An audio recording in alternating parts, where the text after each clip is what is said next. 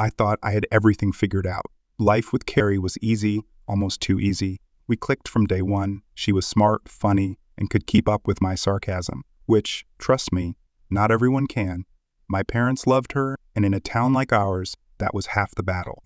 "So, when are you two getting hitched?" Dad would joke, nudging me with his elbow every time we sat down for dinner. Carrie would just laugh, brushing it off with a playful, "Oh, we're taking our time, Mr. Stevens." And why wouldn't we? We were only 18, fresh out of high school. But deep down, I knew something was off. There was this itch I couldn't scratch, this nagging feeling that something wasn't right. Carrie noticed too. She was sharp like that. "You seem distant lately," she said one night as we were lying on her bed, the sound of the TV barely audible in the background. Her head was resting on my chest, her fingers tracing lazy circles on my shirt. I shrugged, not wanting to dive into it, just thinking about college, I guess. "Right," she murmured, but I knew she wasn't buying it. Neither was I. College wasn't the problem. It was me. I just couldn't put my finger on it yet. When we kissed, it was nice, warm, comforting, but that's all it ever was. No fireworks, no racing pulse, just nice. I tried to push those thoughts away, focusing on how good we were together, but the doubts kept creeping back in, like shadows in the corners of my mind. One night, after a particularly long makeout session that ended with me pulling away, she really looked at me and said, "Isaiah, are you sure you're okay? You know you can talk to me, right?" I know I lied, forcing a smile. "I'm good, just tired." But as I walked home that night, I couldn't shake the feeling that I was living someone else's life, that there was someone I was missing. It wasn't until later that I realized what, or rather who, that someone was. A few weeks later, things started to change. It was subtle at first, like a whisper you can barely hear but know is there. We were in the middle of a boring history class when Miles walked in late, as usual. The teacher barely glanced up, too engrossed in his lecture to care. Her smile slid into the seat next to mine. We'd barely spoken before, just the usual polite nods in the hallway, maybe a hey here and there. He was the quiet type, always keeping to himself. But that day, something was different. I couldn't stop glancing at him, noticing things I hadn't before. The way his hair fell into his eyes, the nervous way he tapped his pencil on the desk. "Or something on your mind?" he asked, catching me off guard. His voice was soft, almost hesitant, like he wasn't used to being noticed. I shook my head quickly, feeling a bit stupid, just zoning out. "History does that to me." He smiled, a small, shy smile that did something strange to my chest. I looked away, trying to focus on the teacher's droning voice, but it was no use. My mind kept wandering back to Miles, to that smile, to the way he had looked at me like I was someone worth talking to. After class, I tried to shake it off, but the feeling lingered. As I walked out of the room, Carrie caught up with me, slipping her hand into mine like she always did. It felt different, like a puzzle piece that didn't quite fit anymore. "Want to hang out at my place later?" she asked, her voice light and carefree, completely unaware of the storm brewing inside me. "Yeah, sure," I replied, but my heart wasn't in it. My thoughts were still on Miles, on that moment we shared in class. Why couldn't I stop thinking about him? Teary, that night, lying in bed, I couldn't sleep. My mind kept replaying the day over and over, like a movie stuck on repeat. I tried to picture Carrie, to remember the way she smiled at me, the way she made me feel safe. But every time, Miles' face would push its way into my thoughts, that shy smile haunting me. I didn't want to admit it, not even to myself, but there was something there, something I hadn't felt before. A pull, a connection I couldn't explain. It scared the hell out of me. The next day, I found myself looking for him in the halls, my eyes searching for that familiar mop of hair. When I spotted him, my heart did this weird flip, like it was trying to tell me something I wasn't ready to hear.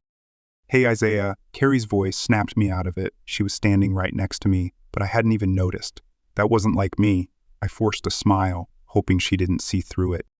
"Hey, sorry, I was just thinking about stuff," I muttered, trying to play it off.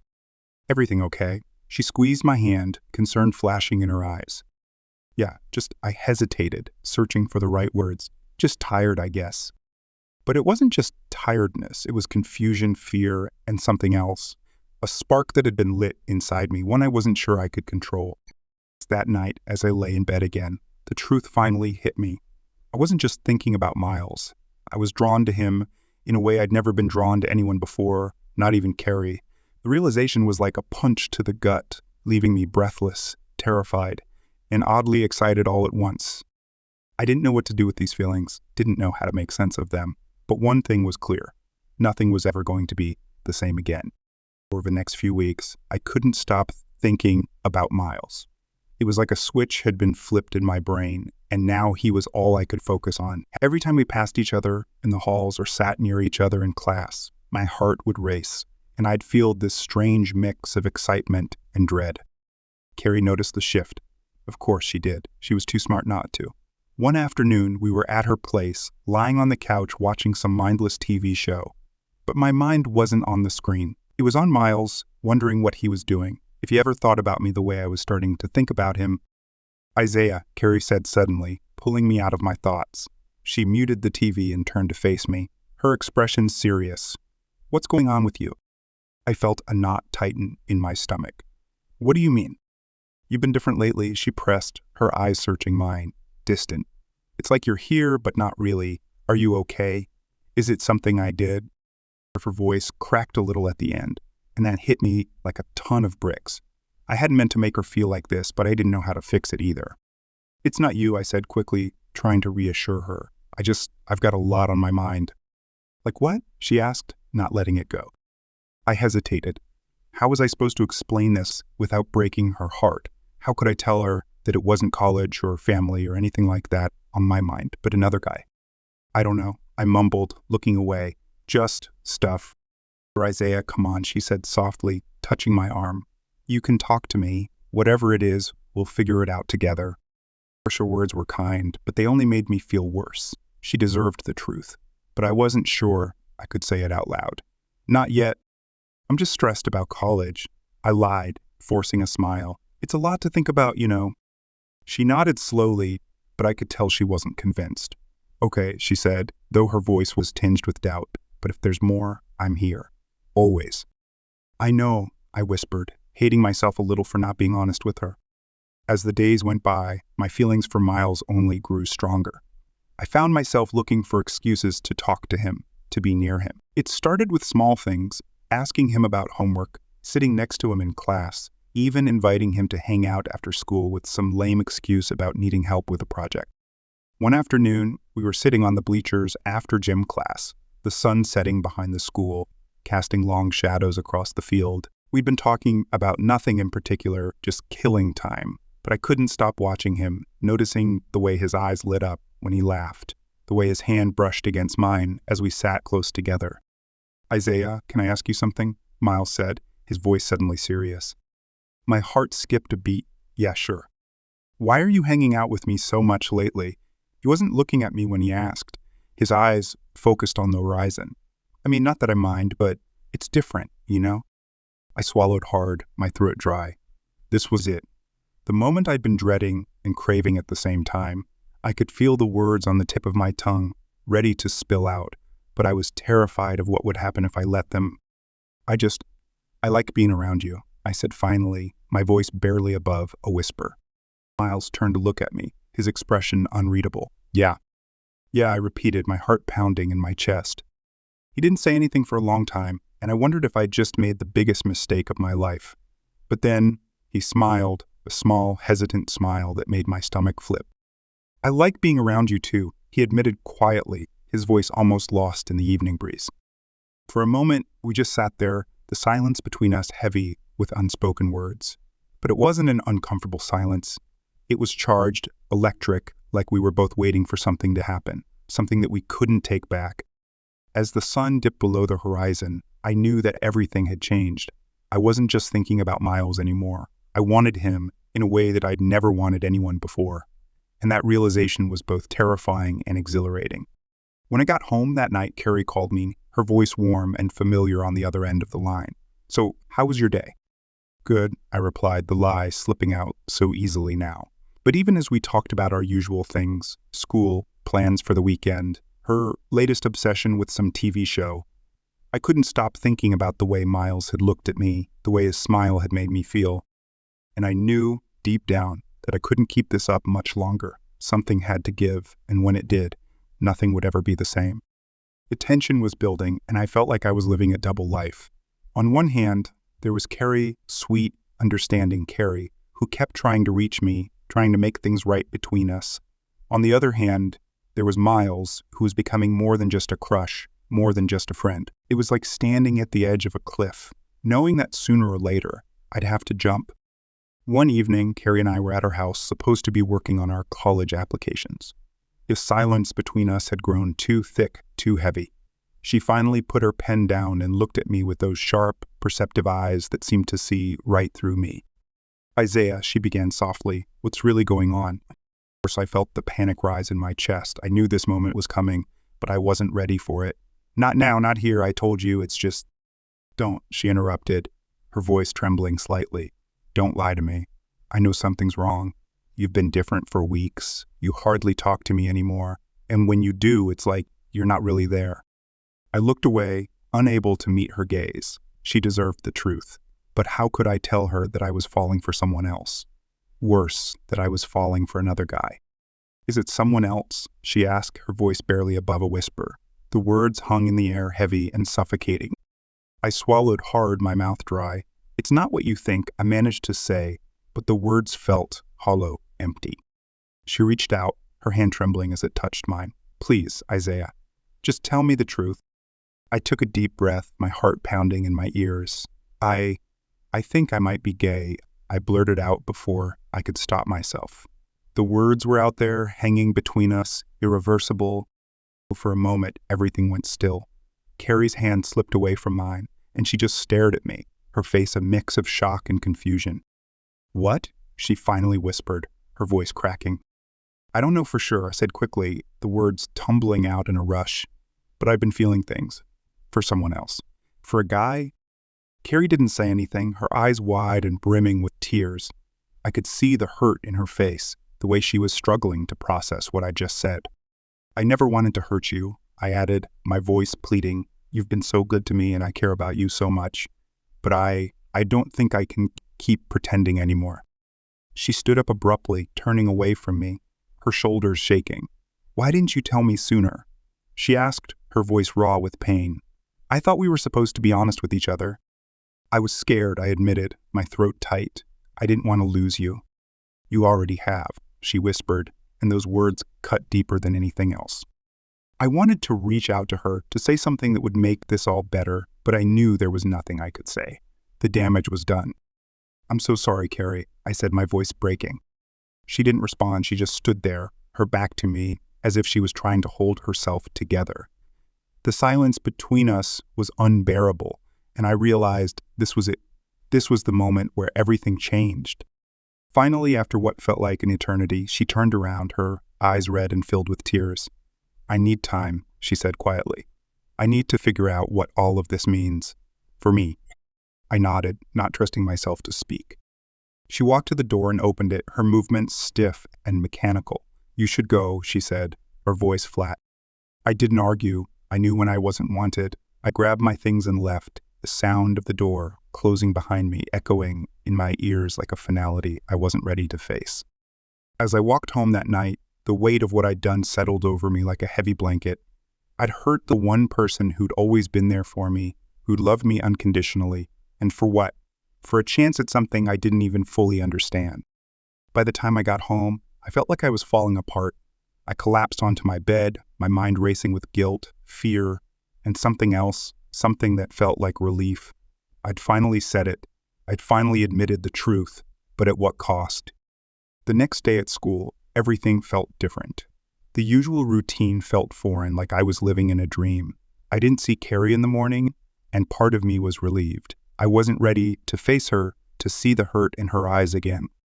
But then during lunch, I saw her. She was sitting with some friends, her face pale and tired.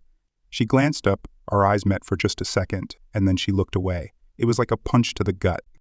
I barely tasted my food, my thoughts too jumbled to focus on anything. After school, I spotted Miles in the parking lot, leaning against his car, talking to a couple of guys from our class. He saw me and gave me a small nod, but I couldn't bring myself to go over there, not after what had happened with Carrie. Instead, I just walked home, my mind a blur of emotions. I knew I couldn't keep avoiding this, avoiding him. But I needed to figure things out first. I needed to understand what I really wanted and what that meant for the people I cared about. That night, I lay in bed, staring at the ceiling, replaying everything in my head. I'd hurt Carrie, possibly beyond repair, but I couldn't take it back. I couldn't change the way I felt. And that scared me more than anything. Miles' face floated into my mind again, and with it came that same pull, that same undeniable attraction. I wanted to be with him, to explore whatever this was between us. But I also knew that nothing about this was going to be easy. As I drifted off to sleep, one thought kept circling in my mind. What happens now? The days after my confession to Carrie felt like walking through a minefield.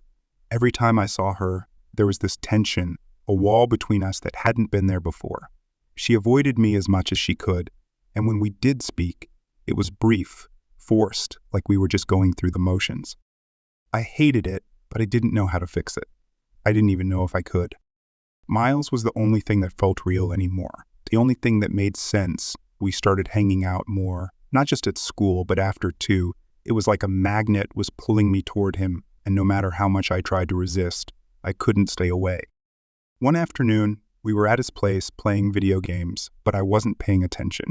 My mind was elsewhere, on him, on the way his arm brushed against mine when he moved, on the way his laughter filled the room. I could feel the tension between us, building and building, until I couldn't take it anymore. "Hey, Miles," I said, my voice sounding strange in my own ears. Yeah, he didn't look up, too focused on the game. I hesitated, my heart pounding in my chest. This was it, the moment everything could change. "Do you ever think about us like more than just friends?" He froze, his fingers pausing on the controller. Slowly, he turned to look at me, his expression guarded. "What do you mean?" I swallowed hard, my mouth dry. "I mean, I like you more than just as a friend." The silence that followed was deafening. My pulse was racing, and I could feel the fear creeping in, that nagging voice in the back of my mind telling me I just made a huge mistake. But then, to my shock, Miles smiled, a small, tentative smile that made my heart skip a beat. "I've been thinking about it too," he admitted, his voice quiet. Grief washed over me so intensely that I almost laughed. I wasn't alone in this. Whatever this was, he felt it. "So what do we do now?" I asked, my voice barely above a whisper. Miles set down his controller and turned fully toward me, his gaze steady and serious. "We see where this goes, if that's what you want." I nodded, not trusting myself to speak. My mind was spinning, but in a good way, in a way that made me feel alive for the first time in weeks. We leaned in at the same time, our lips meeting in a kiss that was hesitant at first. But then it deepened, became more urgent. It was nothing like kissing Carrie. This was different, raw, intense, like a floodgate had opened inside me. Every doubt, every fear, every uncertainty melted away in that moment, leaving only the two of us. When we finally pulled apart, we were both breathless, staring at each other like we couldn't believe what had just happened. "Wow," I muttered, and Miles laughed, the sound so light, so free, that I couldn't help but smile too. "Yeah," he agreed, his eyes bright with something that looked a lot like hope.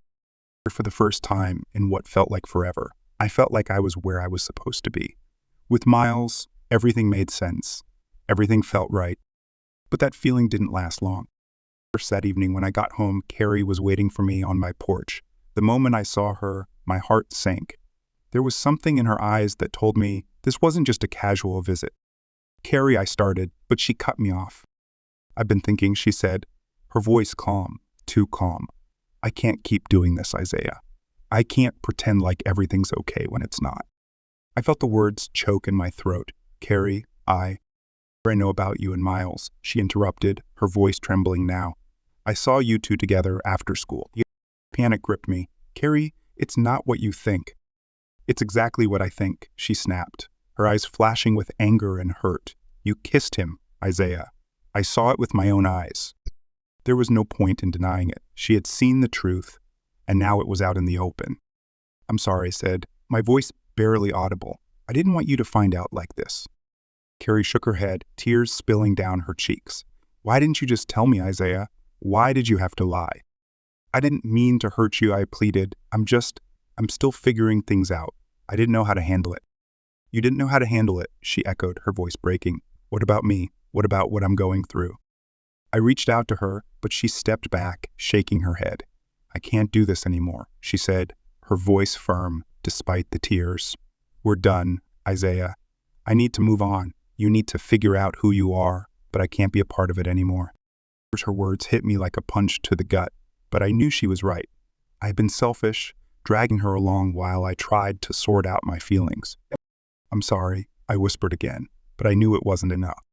Without another word, she turned and walked away, leaving me standing there, feeling more lost than ever. As I watched her disappear down the street, the reality of what I'd done sank in. I'd hurt Carrie, the one person who had always been there for me, and I couldn't take it back. But at the same time, I couldn't deny what I felt for Miles. It was real, and it was something I had to explore, even if it meant losing Carrie in the process. I walked into the house, the silence heavy around me. I had crossed a line, and there was no going back. The path ahead was uncertain, but one thing was clear: everything had changed, and there was no turning back now. The fallout from Carrie's confrontation left me reeling. The next few days were a blur of guilt, confusion, and a strange sense of relief. I hadn't seen her since that night on the porch, and part of me was grateful. I wasn't ready to face her again, not after everything I'd put her through. But I couldn't avoid Miles. I didn't want to. After that kiss, there was no going back to how things were before. We were something else now, something undefined but undeniably real. I needed to see him to figure out what that meant. A few days later, I texted him. Can we talk? Yeah, meet me at the park. The park was our spot, a quiet place tucked away from the rest of the world. When I arrived, Miles was already there, sitting on a bench, looking nervous. I could relate. Hey, I said as I approached, my heart pounding in my chest. Hey, he replied, his voice soft. He looked up at me, his eyes filled with questions, with uncertainty. How are you holding up? I sat down next to him, the tension between us thick and almost unbearable.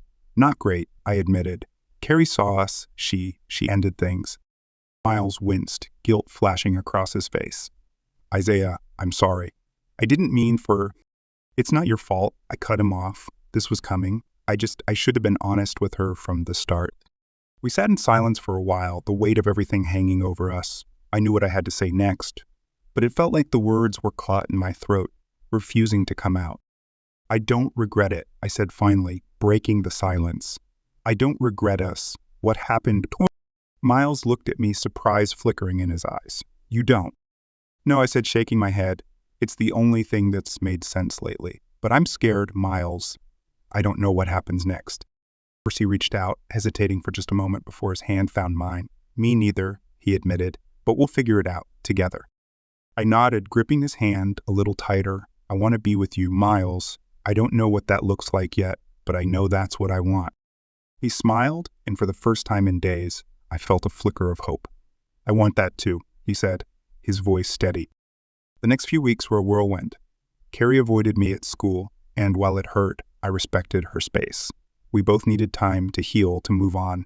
I didn't expect her to forgive me, but I hoped that someday we could at least talk, maybe even be friends again. But for now, my focus was on Miles. We spent more time together, figuring out what this thing between us was. It wasn't always easy. There were moments of doubt, of fear, but there were also moments of connection, of understanding that went deeper than anything I'd ever felt before. One night, as we lay together on his bed, the room dark except for the soft glow of his bedside lamp, Miles turned to me, his expression serious. Have you thought about telling your parents? He asked quietly. The question hit me like a brick. I had thought about it constantly, actually, but the idea terrified me. My parents were strict, conservative. Telling them about Miles, about who I really was, felt like stepping into a minefield. I don't know if I can, I admitted, my voice barely above a whisper. Miles didn't say anything for a moment, just reached out and laced his fingers with mine. You don't have to do it alone, he said softly. I'll be there, whatever happens. First words gave me the strength I needed. I knew that sooner or later I would have to face my parents, but I also knew that I wasn't ready yet. Not entirely, but with Miles by my side, it didn't feel as impossible as it once had. A few weeks later, after much internal struggle, I decided it was time. Miles offered to come with me, but I told him I needed to do this on my own. That night, after dinner, I sat my parents down in the living room, my heart pounding so hard I thought it might burst out of my chest. Mom, Dad, there's something I need to tell you, I began, my voice shaking despite my best efforts to stay calm. They looked at me expectantly, my dad's brow furrowed in concern, my mom's hands clasped tightly in her lap. "I'm gay," I said, the words hanging in the air, heavy and terrifying. For a moment, there was nothing but silence. Then my dad's face twisted in anger, and he stood up so quickly that his chair toppled over. "Is this some kind of joke?" he demanded, his voice rising. "No," I said, standing my ground, even though I was trembling inside. "This is who I am." He lunged at me, his hand raised, and for a split second, I thought he was going to hit me. But my mom grabbed his arm, her eyes wide with shock and disbelief. "Richard, no," she whispered, her voice filled with tears. My dad looked at her, then back at me, his face contorted with rage. "Get out," he spat, his voice cold as ice. "Get out of my house." The words cut through me like a knife, but I didn't argue. I didn't even cry. I just turned and walked out the door, the sound of my mom's sobs echoing behind me. Miles was waiting for me outside, leaning against his car. When he saw me, he straightened up, his eyes filled with concern. "Isaiah," he said, reaching for me, but I shook my head. "I'm fine," I said, my voice hollow. "Let's just go." We drove in silence, and I felt numb, like I was floating outside my own body. Everything had changed in that one moment, and there was no going back. But as I looked over at Miles, his face illuminated by the passing streetlights, I realized something important. I wasn't alone. No matter what happened with my family, I had Miles. I had someone who understood me, who accepted me for who I was. We pulled up to his house, and for the first time since I'd walked out of my parents' home, I felt a tear slip down my cheek. Miles noticed and reached over, gently wiping it away. "You're not alone," he whispered, and in that moment, I believed him. As the days turned into weeks, I began to rebuild my life. It wasn't easy, far from it. But I had Miles, and I had the knowledge that I was finally being true to myself. Carrie and I eventually talked. It wasn't an easy conversation, but it was necessary. We both apologized for the pain we'd caused each other, and while things would never be the same, there was a sense of closure, of understanding. I started to find my place in the world, slowly but surely. And with Miles by my side, I knew that whatever came next, I could face it. Because, for the first time in my life, I wasn't hiding, I wasn't pretending, I was living as who I truly was, and that was worth everything. As we sat together one evening, watching the sunset, I turned to Miles and smiled. "Thank you," I said, my voice full of gratitude. "For what?" he asked, looking puzzled. "For being here," I replied. "For being you." He smiled back, his hand slipping into mine. I wouldn't be anywhere else. And in that moment, I knew that no matter how hard the journey had been, it had all led me to this moment of peace, of love, of being truly and completely myself. And that was more than I'd ever hoped for.